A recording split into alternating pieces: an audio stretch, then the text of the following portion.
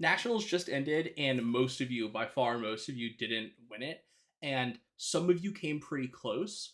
And it is so easy, like at Nationals, right after you lose your like semis round, your finals round, your quarters round, whatever, assuming you're not a senior, to be like, oh man, I was really close to winning that. If I just do this thing and like I'm gonna double down on my practice and I'm gonna really commit to learning this about this sort of critique or about this kind of case or this kind of argument, and like 4 days from now all of that's going to be gone and you're going to have zero motivation, right? All the things that you're talking to yourself about right now, you're not going to actually do that work. You're not going to do the things that are necessary for you 1 year from now to be in that national final round or to win that national final round, because you don't have the discipline, you don't have the determination and the conviction, and you take an off season. You don't work over the summer. You don't start planning for what you're going to do next time around soon enough.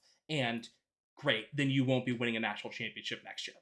And if you were junior this year, then next year you're going to waste that year. When I say wasted, I mean obviously this is about your opinion. Certainly, you get a lot from debate and a lot from speech without winning the national championship. But if you're sitting there right now saying, "I'm gonna win the national championship next year. I'm so motivated," you're still close. You're still in the afterglow of the tournament. That is going to go away, and the only way you're going to change things and actually do the things necessary to win is if you do them, is if you make a plan to do them, if you start doing them now. Take a couple days if you want or whatever.